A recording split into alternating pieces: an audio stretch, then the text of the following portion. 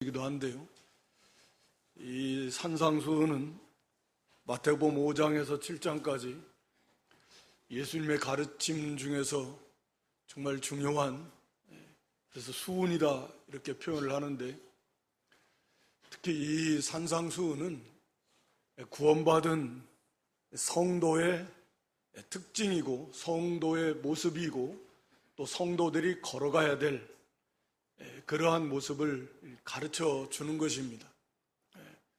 이렇게 해서 구원받으라라는 것이 아니고, 구원받은 성도라고 하면 이렇게 돼야 된다. 구원은 믿음으로 받는 것이고, 뭐 이렇게 해서 구원받는다라는 것은 그 말 자체가 성립이 안 되는 것입니다. 그러니까 구원받은 성도의 모습은 이래야 되고, 이것을 목표로 삼아야 되고, 이 길을 걸어가야 된다. 만약에 그렇지 않다라고 하면, 이런 것들이 하나도 없다라고 하면 그 사람은 구원받은 성도가 아닐 것이다 라고 하는 것이 전체적인 그러한 주제라고 할 수 있습니다. 오늘 여기 본문은 보물을 하늘에 쌓아둬라, 땅에 쌓아두지 말고, 보물이라고 하는 건 오늘 본문에 보면 1차적으로는 이건 재물입니다. 그래서 여기 24절에도 하나님과 재물을 겸하여 섬기지 못한다. 재물이라고 하는 것은 돈이나 그에 상응하는 그런 물질들을 포함하는 거겠죠. 1차적인 그런 의미는 본문에서 분명히 이것은 돈과 그 상응하는 물질, 오늘날 말하면 여러 가지 재산들 많이 있는데 그런 것들입니다. 그러나 이제 넓게 보면 꼭 재물만 있는 것은 아니겠죠. 자기가 보물처럼 귀하게 여기는 것들, 자기 목숨은 말할 필요도 없을 것이고, 건강, 자기가 힘, 또 시간들, 하나님 주신 은사들, 여러 가지가 다 다양하게 있을 것입니다. 하여튼 중요한 것은 이 보물을, 이 재물을 위시해서 이것을 땅에 쌓아두지 말아라. 너희를 위해서 땅에 쌓아두지 말고 오히려 너희를 위해서 하늘을 쌓아둬라 라고 하는 것을 말씀하고 있습니다. 이 표현을 지금 원문에 가깝게 표현을 하다면 19절에 너희를 위해서 보물을 땅에 쌓아두지 말라, 이 말은 너희를 위해서 보물을 땅에 쌓아두는 것을 즉시 그만두라, 단호하게 끊어버려라, 그런 의미입니다. 그러지 마, 그런 게 아니에요. 그러고 있다면 지금 당장 즉시 그것을 그만둬라, 단호하게 끊어버려라. 성도라고 하면 그래야 된다 라고 하는 걸 말씀하고 있는 겁니다. 반대로 거기 19절에 너희를 위해서 보물을 20절에 너희를 위해서 보물을 하늘에 쌓아두라, 그 말은 지금 당장 그러지 못하고 있다고 하면 지금 당장 보물을 하늘에 쌓아두는 것을 시작해라.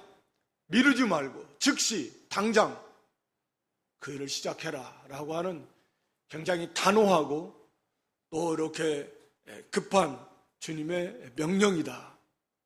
해도 되고 안 해도 되고 그런 게 아니야. 서두에 제가 말씀드렸습니다. 이 산상수훈은 구원받은 성도의 특징이고 또 이러한 길을 걸어가야 되고 이게 목표이고 그 길을 걸어가야 된다라는, 이것이 하나도 없다고 하면 그것은 구원받은 성도가 아닐 것이다. 그래서 7장 마지막에 가서 결론적으로 그렇게 말씀하고 있는 겁니다. 그래서 이 말씀도 사실은 굉장히 밀접한 중요한 그런 문제이기도 하죠. 보물을 너희를 위해서 땅에 쌓아두지 말고 하늘에 쌓아둬라. 땅에 쌓아두는 것은 우리가 더 이상 설명을 할 필요가 없을 만큼 잘 아는 것들입니다. 쌓아둔다라는 말은 우리가 일상으로 먹고 살아가는데 필요한 것들을 말하는 거 아니잖아요. 당연히 그러한 것들은 우리가 먹고 살아가는 데 있어서 기본적으로 필요한 것들은 다 사용하는 거지만, 쌓아둔다라고 하는 것은 그러한 것들 위해 단 자기를 위해서, 자기 이익을 위해서 자기의 욕심을 위해서 그렇게 이 땅에다 쌓아두는 걸 말씀하고 있는데, 왜냐하면 그것은 이제 여기 이유는 너무 쉽게 말하고 있죠. 하늘에 쌓아둔다라는 것은 뭘까? 우리가 잘 아는 대로 하나님의 뜻대로 그걸 사용하는 거예요. 재물을 하나님의 뜻대로 사용하는 것이고, 우리의 시간이나 우리의 몸이나 또 하나님이 우리에게 주신 무슨 은사나 이 모든 것들을 하나님을 위해서 하나님의 뜻대로 바르게 잘 사용하는 것, 그것이 하늘에 쌓아두는 것이다. 그냥 우리는 늘 들어서 익숙한 표현일지 모르지만 사실은 신기한 거죠. 어떻게 하늘에 쌓아둘 수 있는가? 왜 그래야만 되는가 하는 이유를 이제 오늘 살펴보려고 하는데, 이게 중요한 거니까. 왜 주님께서는 이 성도가 이 보물을 땅에 쌓아두지 말고 하늘에 쌓아두라고 말씀하시는가? 이게 오늘 본문의 핵심이에요. 우리가 받고자 하는 교훈의 핵심인데, 첫째는 거기 19절, 20절에 말씀하고 있는 대로 헛됨과 영원한 가치의 차이입니다.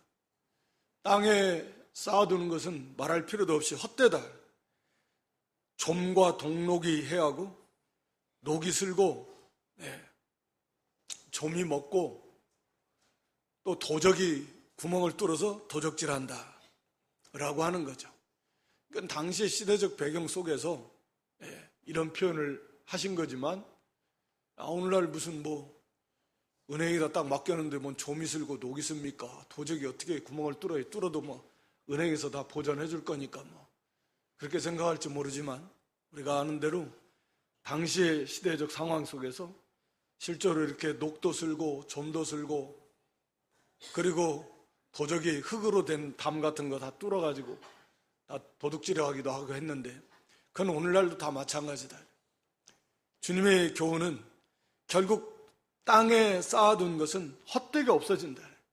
가치 있게 쓰임받는 것이 아니라 좀 먹고 녹이 슬고 도둑질에 도둑 맞아가지고 없어져 버리는, 얼마나 수고하고 노력해서 번 재물을 이렇게 헛되게, 그 수고와 노력이 다 헛돼 버리잖아요. 아무런 가치도 없이. 그러니까 다시 말하면 그 모든 수고와 노력이 다 헛돼 버린 거예요. 그렇게 해서 없어져 버린다라는 거죠. 우리가 기본적으로 이 세상은 결국은 다 없어질 세상, 다시 말하면 지금 이 죄악된 세상은 결국은 다 없어지고 완전한 신천신지가 이루어지겠지만 하나님의 심판을 받아서 결국은 다 멸망하게 될 것입니다. 없어져 버리게 될 것입니다. 장차 망하게 될 거예요. 그런 곳에 재물을 쌓아둬봐야 무슨 의미가 있겠습니까? 그 안에라도 이렇게 빠져나가고 저렇게 빠져나가고 좀 슬고 녹이 슬듯이 나라가 경제가 흥청거리면 환율이 확 폭락해가지고 멀쩡하게 있는데 가치가 없어져 버리고, 전쟁이 일어났다 하면 그건 없는 휴지 조각입니다. 그때는 고구마 하나, 감자 하나, 과자 한 봉지, 쌀 한 줌이 중요하지 금덩어리, 은덩어리, 지폐덩어리 있어봐야 아무 필요 없어요. 그건 역사 속에서도 수도 없이 많이 증명된 것이고 아무 필요 없습니다. 집덩어리 있어봐야 필요 없어요. 땅덩어리 있어봐야 필요 없어요. 그때는 정말 감자 한 알, 고구마 한 알, 당장 먹고 살 수 있는 거, 그게 중요합니다. 이 지상에서도 그런 일은 많이 일어납니다.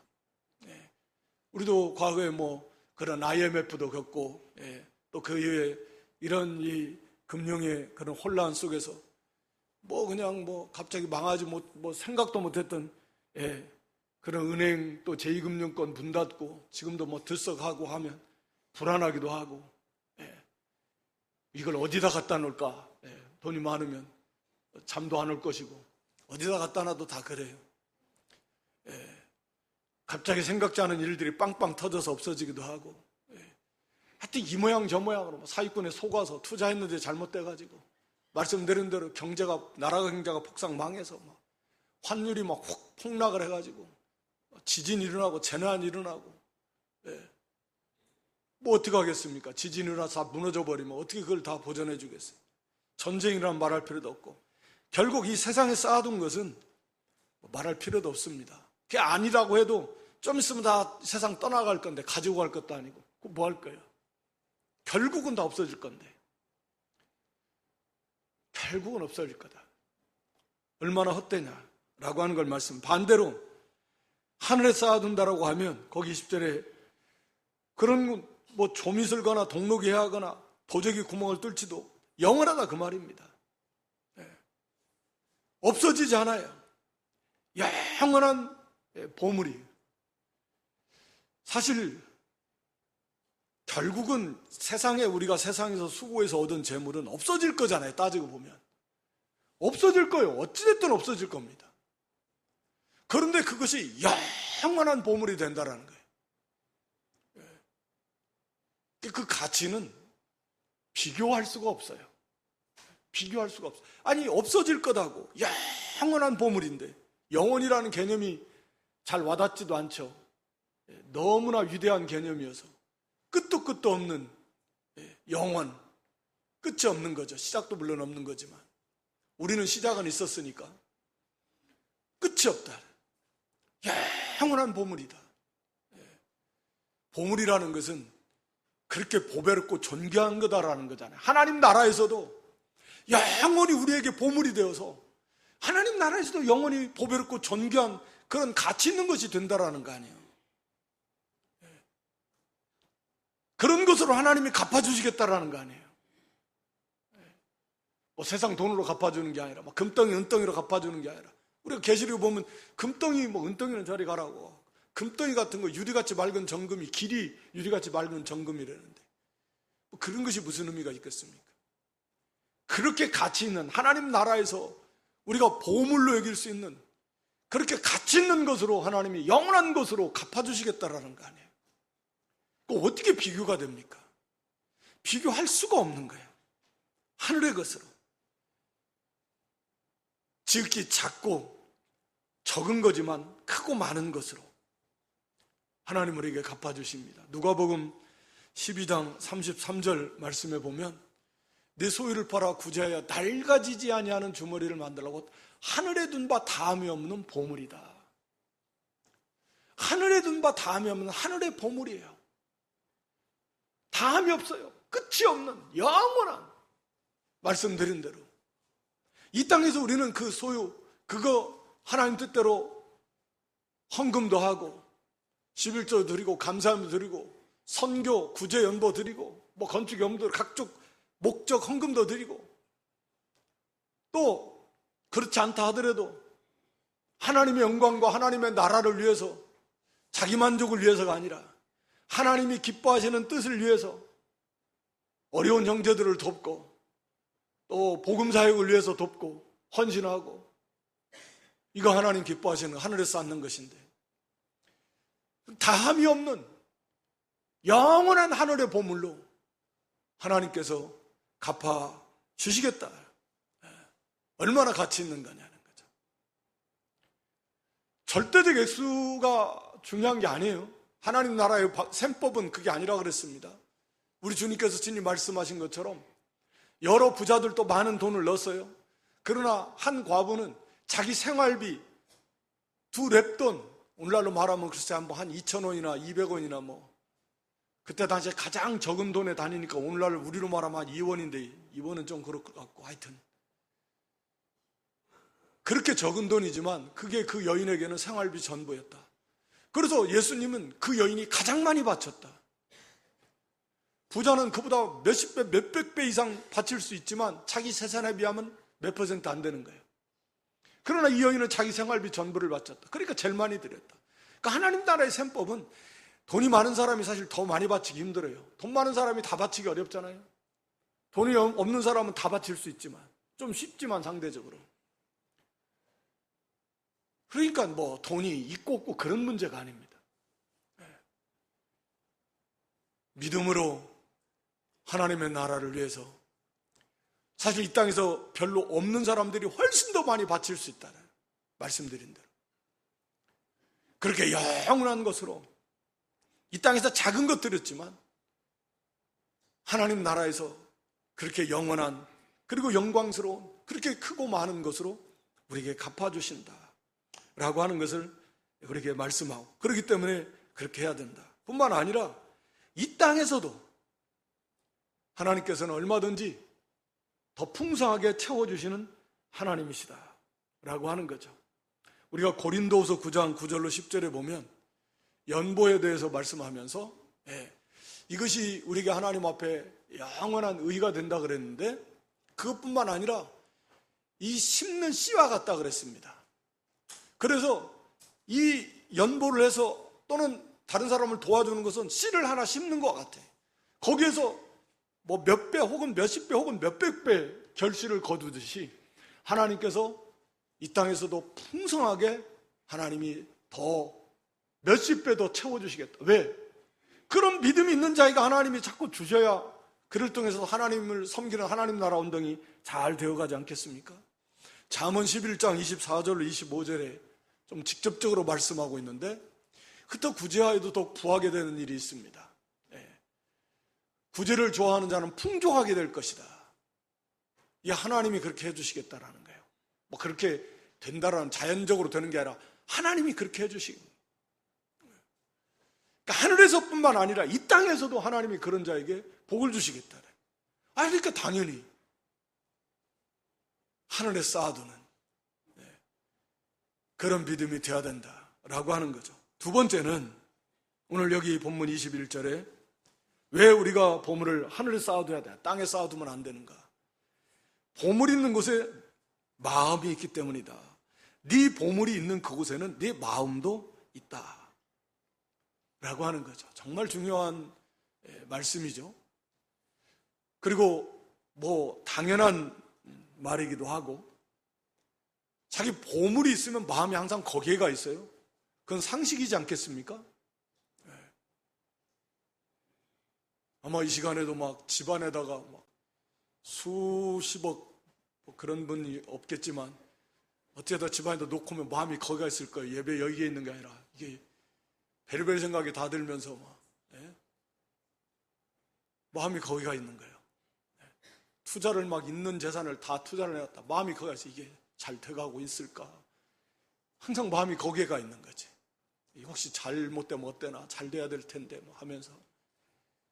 이건 어떻게 보면 당연한 거예요. 자기의 보물을 거기다 어디다 다 놨냐? 거기에 자기 마음이 가는데, 이 마음이라고 하는 것은 우리 인간의 중심이라고 이렇게 표현합니다. 중심이에요. 그 사람의 마음이 어떠한가에 따라서 그 사람의 인격과 삶이 그 마음대로 돼요. 그래서 성경은 마음을 지키라는 말씀도 많이 하고, 마음을 잘 지켜야 된다. 이 마음 먹은 대로, 마음이 되는 대로 그 사람이 말도 행실도 생각도 그렇게 가는 건데, 그래서 지정의, 우리 인격적 존재라고 할 때 지성과 감성과 의지적 존재다. 근데 마음이 그 지정의의 중심인데 그 마음이 어디가 있냐 이런 거죠. 땅에 보물을 쌓아두면 이 마음이 온통 땅에 가 있다. 세상에 가 있어요. 그래서 세상에 완전히 마음이 다 빼앗기고 그것에 지배를 받게 돼 있다. 어떻게 신앙생활을 제대로 할 수 있겠습니까? 마음이 온통 땅에 가 있는데, 땅에 것에 속해 있는데, 세상과 그 세상의 재물에 마음이 다 가 있는데, 그걸 그래서 사랑하는데, 재물이, 자기 보물이 거기에 다 있는데, 땅에 다 있는, 세상에 있는데요, 그 세상을 사랑할 수밖에 없고. 우리가 요한일서 2장 15절에 잘 아는 표현 중에 하나지만, 말씀 중에 하나지만, 세상이나 세상에 있는 것들 사랑하지 말라. 왜냐하면 그거 사랑하면 아버지의 사랑이 그 사람 안에 없습니다. 세상의 것을 사랑하니까 그 속에 하나님을 사랑하는 그 사랑이 없고, 또 아버지의 그 사랑이 그 사람 안에 없다. 이건 정말 중요한 문제입니다. 그래서 반대로 하늘에다가 보화를 많이 쌓으면 우리의 마음이 어디가 있다라는 거예요? 하늘에 가 있다라는 거예요. 하늘에 가 있다라는 거예요. 하늘에 가 있어요. 그러니까 마음이 늘 천국을 사모해요. 천국을 소망해요. 우리의 그 마음이 거기에 지배를 받아요. 그래서 그걸 소망하니까 마음을 늘 거기에 쏟고 그걸 향해서 좀 더 거룩하고 좀 더 의롭고 그 나라를 준비하는, 주님의 재림을 준비하고 그 나라를 갈 길을 소망하면서 그걸 준비하면서 그 길을 걸어갈 수 있게 되는 것입니다. 우리 히브리 11장 13절로 16절 아브라함 믿음의 유인들에 대해서 말씀하면서 아브라함과 이삭과 야곱 말씀하고 있는데, 그들은 이 땅에 살면서도 그 약속 오실 메시아를 늘 바라보고 하나님의 나라를 늘 바라보고 살았습니다. 땅에서는 외국인과 나그네로라 증거했고, 이 사람들은 특징은 땅에다가 집을 짓지 않았어요. 아브라함은 장막 생활했어요. 땅에다 뭘 많이 막 쌓아두고 잘 지어놓고 땅에 마음 빼앗기지 않으려고, 온통 어떻게 하면 이 마음이 하나님 나라 하늘에 가서 그 본향을 찾고 사모하고 있었다라는 거예요. 늘 거기에 마음을 두고 있었습니다. 그러니까 하나님이 너무 그걸 기뻐하셨어요. 저희 하나님이라 일컬음 받음을 부끄러워하지 아니하신다는 건 자랑스럽게 여기셨다라는 그런 반어적 표현이에요. 강한 표현이죠. 그래서 하나님이 너무 기뻐하셔. 그들을 위해서 한 성을 예비하셨다 그랬습니다. 그러니까 아브라함이나 이 신앙의 족장들의 특징은 그런 거예요. 마음이 천국인데 세상에 막 화려한 집을 짓고 세상에다 쌓아놓고 거기 그렇지 않았다라는 거죠. 그러니까 우리가 늘 천국을 소망하고 주님의 재림을 소망해야 된다고 이렇게 말은 하는데 그게 쉽게 안 되는 건 뭐냐면 이 보물을 땅에다 많이 쌓아놔서 그래요. 이 보물을 땅에다 많이 쌓아놔가지고 온통 마음이 거기에 가 있는 거예요. 좀 천국의 소망을 갖고 싶은데 그게 잘 안 되는 거예요. 왜? 보물이 천국에 있는 것보다 땅에 있는 게 훨씬 많으니까. 성도라고 하면 보물을 천국에 하나도 안 쌓으면 그게 성도는 아닐 것이고, 쌓기는 쌓는데 하늘에다 쌓는 게 맞냐 땅에다 쌓는 게 맞냐, 보통 그 정도일 것 같아요. 생각을 해볼 때 성도라고 하면 어떻게 하늘에 하나도 안 쌓을 수가 있겠어요? 그건 불가능할 것 같고, 그러나 하늘에보다는 땅에다 많이 쌓아놓으니까 우리의 마음이 하늘보다는 땅에 많이 가 있다, 세상에 많이 가 있다. 그래서 우리 주님께서는 너희 보물을 땅에다 쌓아두지 말고 하늘에다 쌓아둬라. 자연스럽게 우리의 마음이 하나님 나라를 향해 간다네. 그 하나님의 나라를 사모하고 앙망하고 늘 그걸 바라보면서 나는 이 땅에서는 나그네, 이 땅에 뭐 소망 두지 않아요. 미련 없어요. 그리고 영광의 나라를 소망하면서 순례자처럼 그 길을 가는 거예요. 근데 땅에다 쌓아놓으면 우리가 잘 아는 대로 소망이 거기에 가 있는 거예요. 모든 관심이 거기에 가 있는 거예요. 마음이 거기에 가 있으니까 거기에 지배를 받으면서 믿음의 길을 제대로 갈 수가 없습니다. 그래서 보물을 하늘에 쌓아둬라. 신앙생활의 성공과 실패, 중요한 문제잖아요. 아무리 잘하고 싶어도, 신앙생활을 잘하고 싶어도 안 된다라는. 그리고 세 번째는 왜 땅에 쌓아두지 말고 하늘에 쌓아둬야 되나? 그 세 번째는 22절에 보면 눈은 몸의 등불이니 그러므로 내 눈이 성하면 온몸이 밝을 것이고 눈이 나쁘면 온몸이 어두울 것이다. 이건 빛과 어둠의 삶입니다. 빛 가운데로 걸어가는 삶을 살 거냐, 어둠 속으로 걸어가는 삶을 살 거냐, 이것이 여기에 영향을 미치는 거예요. 이제 이게 점점 구체화되고 발전되어져 간다는 걸 좀 알 수 있겠죠? 이제 마음에서 그의 삶의 영역으로 이렇게 이제 바뀌어 지금 더 점점 진행되어 가는 거죠. 그럴 수밖에 없는 거죠. 여기 눈이라고 하는 것은 우리가 아는 대로 보고는 거예요. 보고. 뭘 보고? 본 다음에 어떻게 해요, 그걸? 아, 저건 이거구나. 아, 저건 저거네. 이렇게 보고 분별하고 판단하는 게 눈이잖아요. 눈이 나쁘면, 침침해서 안 보이면 저게 뭐요? 예. 몰라요. 아니, 저게 길이요, 아니요. 예. 저리 가야 돼, 말아야 돼. 몰라요. 눈이 아주 안 좋으면 모릅니다. 이거 먹어야 돼, 뭐 말아야 돼. 예. 분별 못하는 거죠. 마치 그런 거예요. 이 눈이라고 하는 것은 여기서 말하는 눈은 육신의 눈을 물론 말하는 건 아니겠죠. 예. 우리의 믿음의 눈인데 다른 말로 말하면 이건 영적 분별력이에요. 이걸 바르게 볼 줄 아는 그런 어떤 바른 관점이 바로 있는가? 이 눈이 성하다라고 하는 것은 눈은 몸의 등불인데 눈이 성하다, 눈이 성하면 그것은 온전하며 눈이 나쁘면 이게 바르게 볼 수가 없어요. 그래서 눈이 나쁘다라는 것은 야, 이게 도대체 여기서 어떤 것을 선택해가지고 이거 어떤 길을 걸어가야 되냐? 이 일이 왜 일어났을까? 우리의 삶을 살아가며 있어서 어떤 이런 것을 생각하고 판단할 때 눈이 나쁜 것은 바르게 보지를 못하니까 항상 육신 중심으로 생각을 해요. 세상적 가치관을 가지고. 마음이 세상에 있으니까 사실 당연한 건데 영의 눈이 어두워져 있고 영적 분별력이 없어져 있기 때문에 그게 나빠요. 눈이 나쁜 거예요. 그래서 바르게 분별하고 판단을 못해요.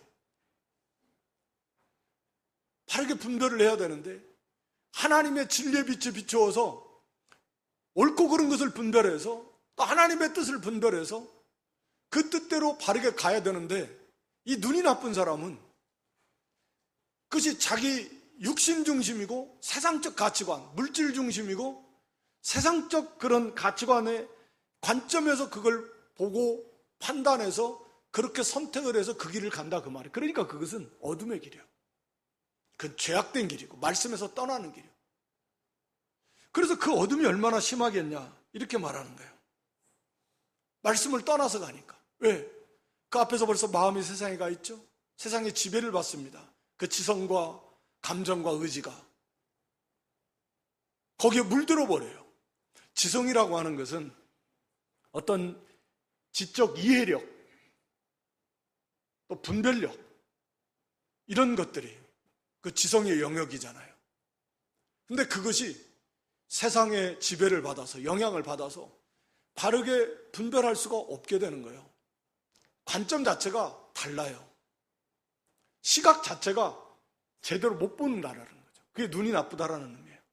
어떤 일이 일어나면 이게 하나님이 나에게 주시는 징계고 정신 차리라고 하나님 주시는 그런 사인인데 그걸 볼 줄을 몰라가지고 재수가 없으려니까 운이 나쁘려니까 뭐 이런 식으로 해가지고 또는 누구 탓을 하고 원망하고 불평하면서 이래가지고는 더 이제 거기서 깨닫고 회개하고 돌이키는 것이 아니라 오히려 더 잘못 나가는 거예요. 또 원망 불평하면서 이게 뭐야? 왜 이런 일이 생겨?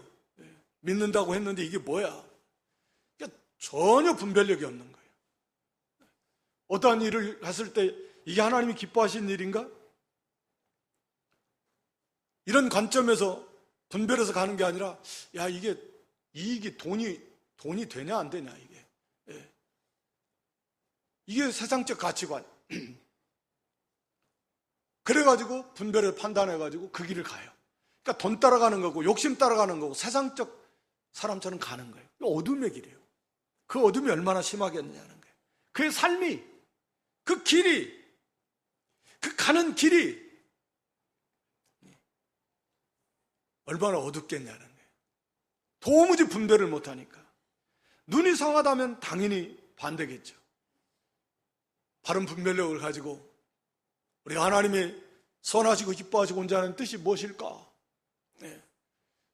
최고로 가치 있는 것이 뭐야? 하나님의 뜻에 있는 거예요. 어떤 것이 옳은 거냐? 의냐?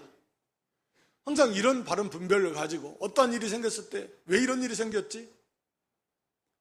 하나님이 이걸 허락하셨을까? 왜 이런 일을 만나게 하셨을까? 그렇게 분별하면서 그 하나님의 뜻을 바르게 찾고 그 길을 걸어갈 수 있게 되는 거예요. 그러니까 온몸이 밝아요. 빛 가운데로 걸어갑니다. 점점 내세를 준비하고 천국을 소망하고 그렇게 하나님의 뜻을 찾아서 그 길을 걸어가네요. 의를 이루어갑니다. 거룩한 삶을 살아갑니다. 그래서 그의 인생 자체가, 삶 자체가 그렇게 빛 가운데로 걸어가는 그런 삶이 되게 될 것이다 라고 하는 것입니다. 그리고 마지막 네 번째는 이제 정말 사활적으로 중요한데 24절에 하나님이냐 재물이냐 선택의 기로에서 누구를 선택할 것이냐 라고 하는 거죠. 결국은 두 주인을 못 섬기는데 두 주인 못 섬깁니다.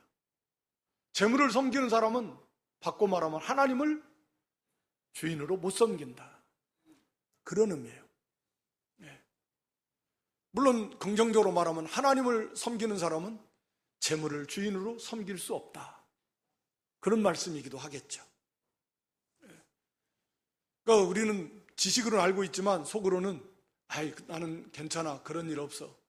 나는 하나님 얼마든지 끝까지 따라갈 수 있어. 라고 스스로 생각할지 모르지만 성경은 그렇게 말하는. 자, 그렇게 걸어간다면 이 사람은 한 사람이 두 주인 섬기지 못한다. 그래서 못 섬겨요. 절대로. 섬기지 못한다는 건 결단코 섬길 수 없다 그 말입니다. 두 주인을 결단코 못 섬긴다. 이 섬긴다라는 말 자체가 당연히 주인, 이 노예로서 종으로서 섬긴다라는 그런 단어입니다. 이 종이라는 단어하고 그니 같아요.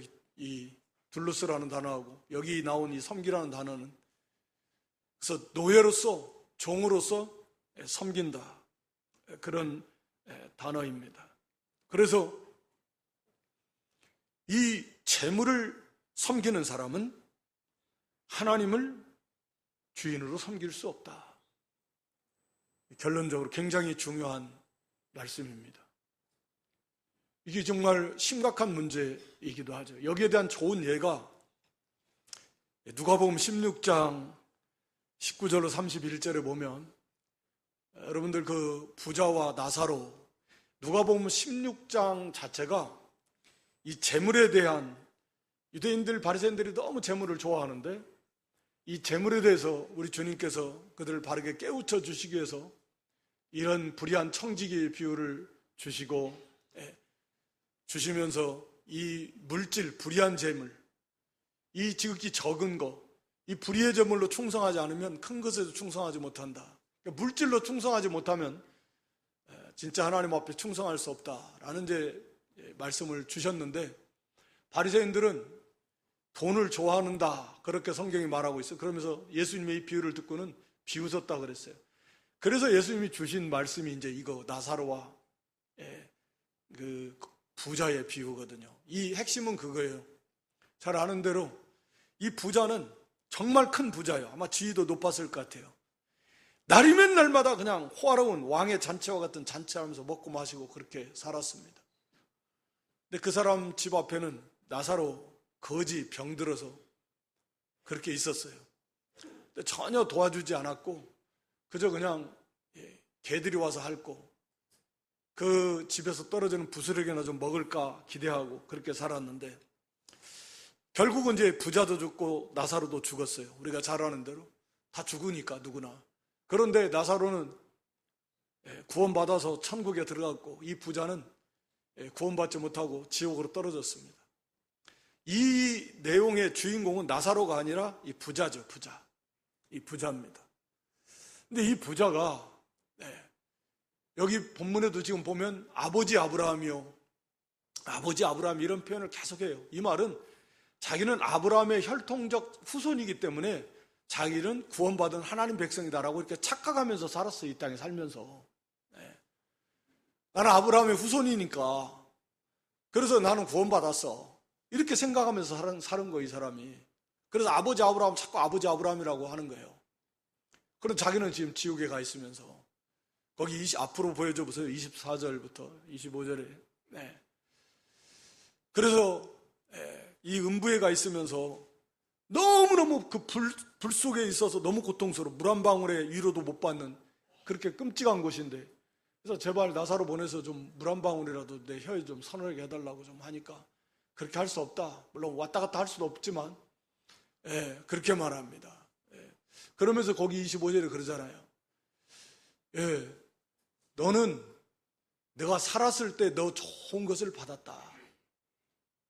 이 사람은 부자라서 지옥에 간 거 아닙니다. 물론 부자가 천국 가기 정말 어렵다고 그랬지만 부자이기 때문에 간 건 아니야. 돈 자체가 문제는 아니죠. 돈을 사랑하는 것이 문제이고, 이 부자에게 있어서 가장 큰 문제는 뭐냐면 천국의 보물을 쌓지 않았다라는 거예요. 다시 말하면 그게 보물을 쌓는 게 그 재물을 가지고 하나님이 주신 그 재물을 자기가 청지기적 입장에서 그걸 가지고 어려운 형제를 도와주는 거, 나사로를 도와준다든, 형제 보물을 쌓는 거라고 그랬잖아요. 구제해주고 하나님의 나라를 위해서 하나님 대로 바르게 써야 되는데 전혀 천국의 보화를 쌓지 못하고 그저 땅에다만 가득 쌓아가지고 이 사람의 그 인생과는 오직 땅과 땅에 있는 것, 자기의 모든 좋은 것이 땅에 있었던 거예요. 그래서 땅의 것을 좋아하고 그것에 흠뻑 취해서 모든 삶의 그런 소망과 목적이 땅에 속해 있었던 것이다. 이게 이 사람의 구원받지 못한 특징적인 모습을 보여주고 있는 거예요. 사랑과 긍휼이 물론 없었으니까 보물을 쌓지 못한 거고, 천국에 하늘의 보화를 쌓지 못한 거예요. 그러니까 이 사람의 특징이 바로 이 전형적인 하늘의 보화는 전혀 쌓지 못하고 땅에다만 잔뜩 쌓아놓고 모든 마음이 땅에 다 빼앗겨서 그것으로 오직 먹고 마시고 자기를 위해서 그렇게 방탕하게 살았던 것이, 이게 자기는 스스로 구원받았다라고 생각하면서 살았지만 결국은 구원받지 못한 그런 부자의 모습을 우리에게 보여주고 있는 것입니다. 말씀드린 대로 구원받은 성도라고 하면 천국의 하늘에다가 보화를 하나도 쌓지 못하는 경우는 없을 것이다 라고 하는 거죠. 이제 본문 예문 지워주세요. 다만 말씀드리고자 하는 것은 오늘 여기 본문에서 우리 성도는 우리 주님께서 가르쳐 주신 대로 하늘의 보물을 쌓는 일에 전심전력을 기울여야 된다. 쌓지 못하고 있다고 하면 즉시 지금 당장 그 쌓기를 시작해야 되고, 세상에 이 보물을 천국에 쌓아야 그 자체가 말씀드린 대로 영원한 것이고 말할 수 없이 영광스러운 것이고 하늘의 영원한 영광의 그런 보화로 갚아주실 뿐만 아니라 이 땅에서도 하나님이 풍성하게 채워주시지만 이 마음이 보물 있는 곳에 있다라는, 하늘에 가 있을 것이냐 땅에 가 있을 것이냐, 우리의 신앙생활에서, 그리고 결국은 자기의 이 관점이, 영의 눈이 잘못될 것이냐 바로 될 것이냐, 그래서 그 인생의 삶이 빛 가운데로 갈 거냐 어둠 속의 길을 걸어갈 것이냐, 그리고 마침내는 하나님을 주인으로 섬기며 살 거냐 재물을 주인으로 섬기며 살 것이냐, 이렇게 나뉘어지게 된다라고 하는 거죠. 우리가 하늘의 보화를 많이 쌓으면 그만큼 우리의 마음이 하늘에 많이 가 있게 될 것이고 그 하늘의 영향과 지배를 받게 될 것이고 우리의 영의 눈이 그만큼 밝아질 것이고 그만큼 빛 가운데 걸어가게 될 것이고 그만큼 하나님을 영화롭게 하는 삶을 살 것이지만, 땅의 보화를 많이 쌓는다라고 하면 오늘 본문 말씀대로 그 자체도 헛될 뿐만 아니라 마음도 세상에 속해지게 돼 있을 것이고, 그리고 그 영의 눈도 어두워져서 결국은 육신의 생각과 그런 가치 판단으로 항상 그 길을 걸어가게 돼요. 말씀을 아닌데 하면서도 결국은 어둠의 길을 걸어가야, 말씀을 떠나는 길을 걸어가야 될 것이다. 하나님을 주인으로 섬기는 게 아니라 돈의 노예가 돼서, 물질의 노예가 돼서 그렇게 섬기는 삶을 살게 될 것이다. 경우에 따라서는 누가복음 16장에 나와 있는 것처럼 정말 그런 사람은 한 사람도 없기를 바라지만 하늘의 보화를 쌓지 못하고 땅에다만 쌓고 있다라고 하면 그런 사람은 구원받은 사람이 아닐 것이다. 정말 구원받았다라고 하면 땅에 쌓는 건 즉시 그만두고 하늘의 보화를 쌓는, 지금부터 당장 보화를 쌓기 시작하라 라고 하는 주님의 말씀을 저와 여러분의 마음에 깊이 울림이 되고 또 마음에 깊이 심어져서 우리의 앞으로의 이 모든 신앙의 삶의 여정이, 우리의 마음과 우리의 삶의 여정이 하늘에 있고 빛 가운데로 걸어가며 빛의 열매를 맺히며 참으로 하나님을 나의 영원한 주인으로 이렇게 섬기며 따라갈 수 있는 그런 믿음, 승리하는 믿음 다 될 수 있기를 주님의 이름으로 축원합니다.